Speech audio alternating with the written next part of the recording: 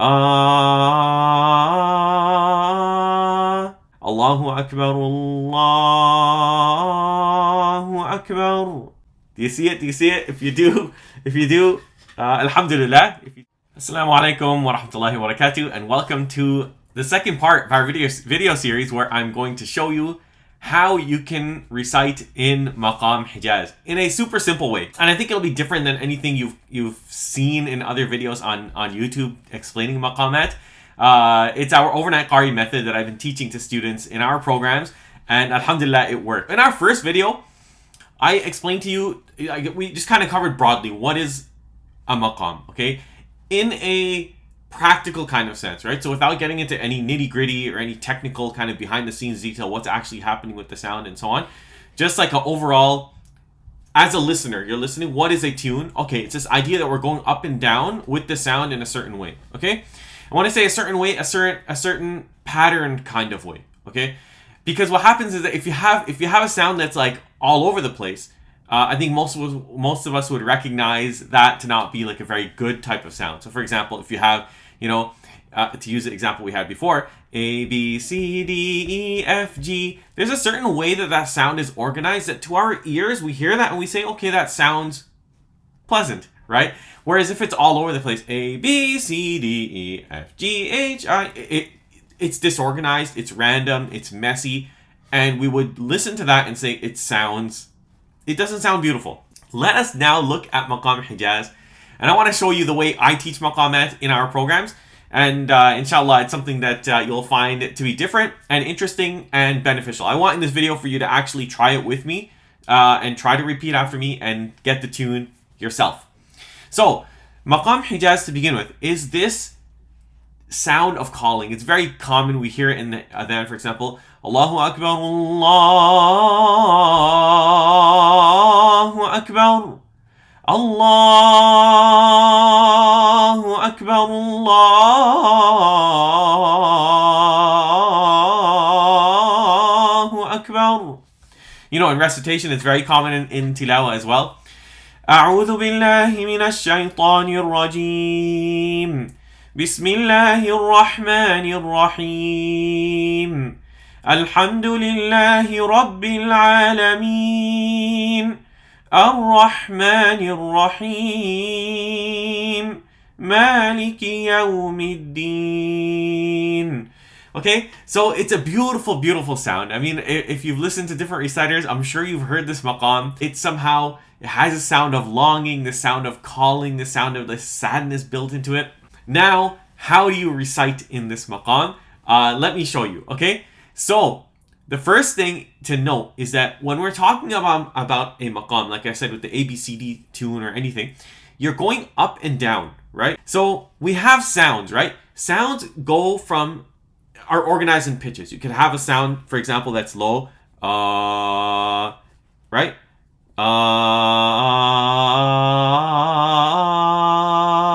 Okay, without measuring anything, you can see that the sound is going up or the sound is going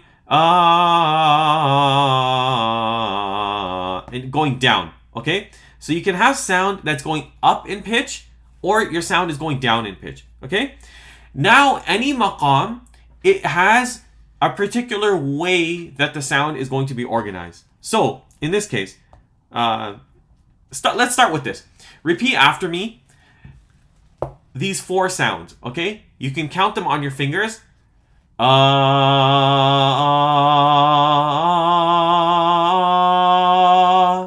So we're going up, okay? I'll do it again.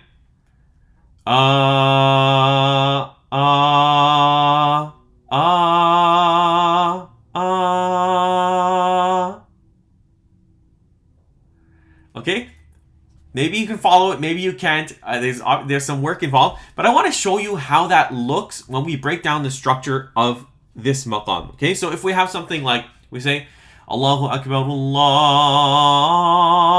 Akbar.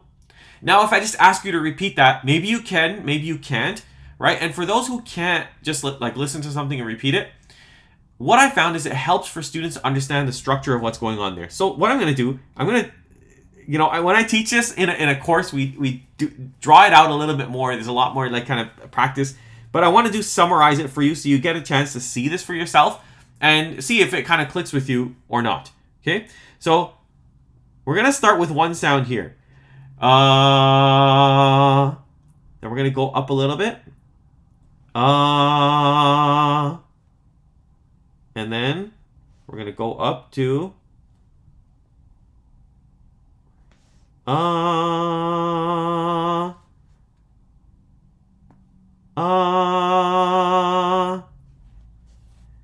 then back down.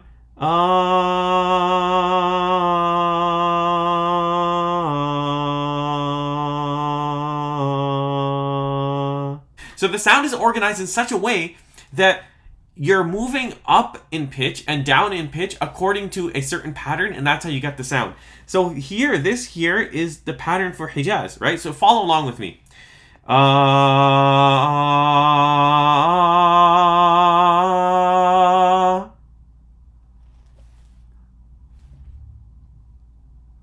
And then back down.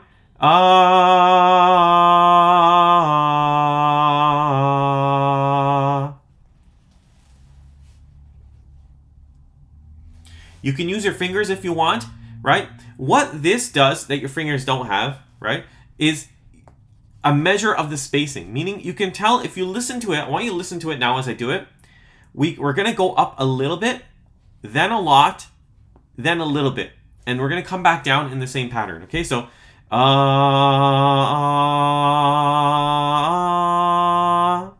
let's do that again.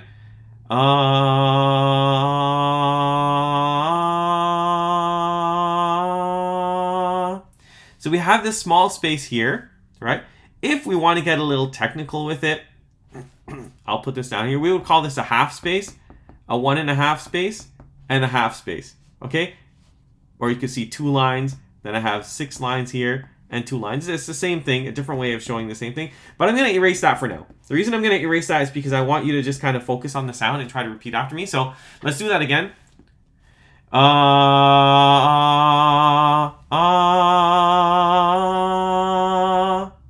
So it's really just four sounds, and you can get the essence of maqam hijaz in that. Is there more to the maqam? Yes, there is. There is.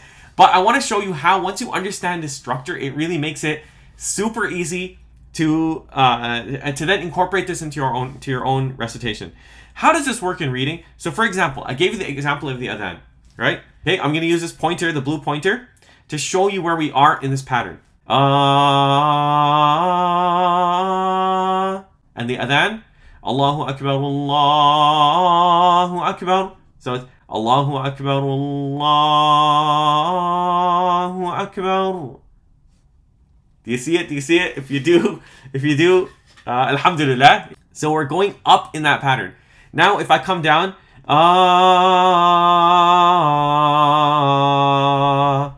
La ilaha illallah. So just from these, there's nothing too complicated, too fancy going on.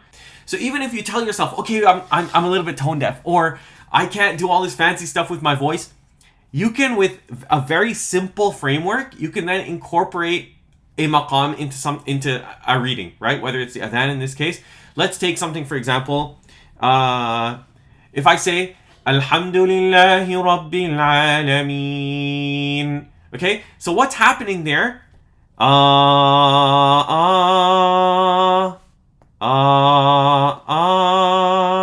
we could put numbers to these, right? And this is how I would teach it to my students who are in my programs. We'd have like patterns with names, and the names are numbers, right? So for example, we would just say the 1, 2, 3, 4 pattern, right? Or for example, we might call that the 4, 3, 2, 1 pattern. So when I'm teaching students and we say, okay, why don't you try something here? We're going to try 1, 2, 3, 4 on this, at the beginning of this ayah or something of that sort. So listen to this now. If I say, Alhamdulillahi Rabbil Alameen.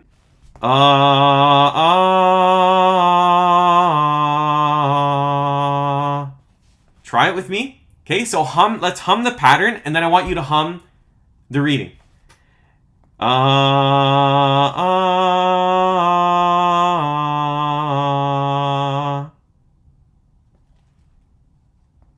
1, 4, 3, 2, 1. Alhamdu, alhamdu. So we're going up in pitch, but you don't have to guess where you're supposed to be. You're at the 4, okay? Alhamdulillahi Rabbil Alameen. Alhamdulillahi Rabbil Alameen. So do you see it? How we go from this, okay, there's maqam hijaz, you listen to it, you're like, wow, that's amazing, that's beautiful. And then from there we get to, okay, let's look at the structure of it. And this is the structure of hijaz. Yes, there's going to be more stuff that's happening up at the top, right? إِيَّاكَ نَعْبُدُ وَإِيَّاكَ نَسْتَعِينُ اهْدِنَا الصِّرَاطَ الْمُسْتَقِيمِ. But maybe we'll leave that for another video because this is getting long already. There is more to it, but there is a whole lot that you can do just with... Let me erase that. There's a whole lot that you can do just if you understand this structure for this maqam, and then if you're able to organize the sound in your head and organize the patterns in your head so that you can have usable patterns, right? So now if I say, for example, 1, 4, 3, 2, 1, if that makes sense to you as a pattern, like if you've learned the pattern and you've done practice with this pattern, right? Then this pattern will make sense in your head as a pattern with this particular structure, right? And then now you can apply that to other stuff. So for example, the pointer, أعوذ بالله من الشيطان الرجيم بسم الله الرحمن الرحيم. Let's say والشمس وضحاها. Why don't you repeat after me? Let's say والشمس وضحاها.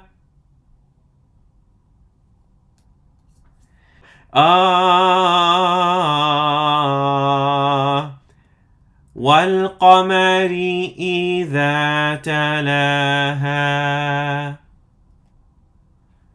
And now with that pattern, just with that,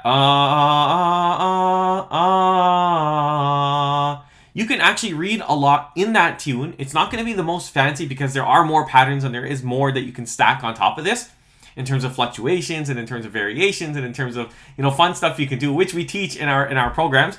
But this is just to give you a glimpse and let you see, okay, if you practice this, you can read a lot in a tune. Why will it sound good compared to maybe what you're doing otherwise? Because it's a pattern of going up and down that's coherent and consistent and organized in a particular way that sounds good, right? So now if I read, for example, in this pattern,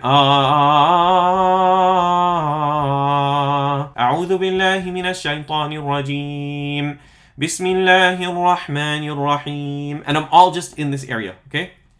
والشمس وضحاها والقمر إذا تلاها والنهار إذا جلاها والليل إذا يغشاها. Okay, and then there's some more fun stuff we can do as well. If we say وَالسَّمَاءِ وَمَا بَنَاهَا. Okay, so that it goes a little bit beyond that. Let's do that in a part 3. I'd love to have you. If you're not subscribed to this channel, please do subscribe. If you found this beneficial, please do give it a like, thumbs up on YouTube, and share it with someone else who you think would benefit from this. This is material that we teach in our programs, and alhamdulillah, it really does help students to to understand what they're doing when it comes to maqamat, right? A lot of demos that you'll find here on YouTube, alhamdulillah, they're good. Alhamdulillah, good recitations, beautiful reciters and teachers. A lot of times there is the demo without the explanation, right? So if we say, okay, recite in hijaz,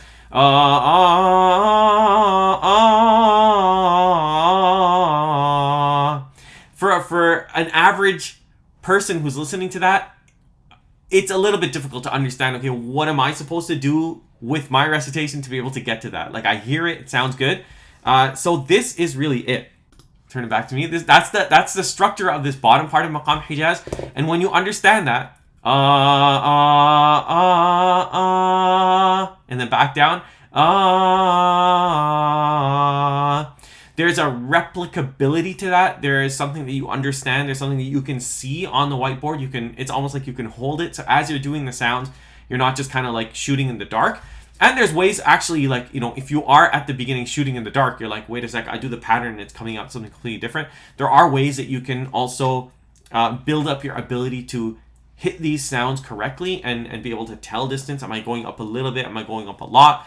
And bismillah, we'll keep it going. If you enjoyed this video, please let me know in the comments below.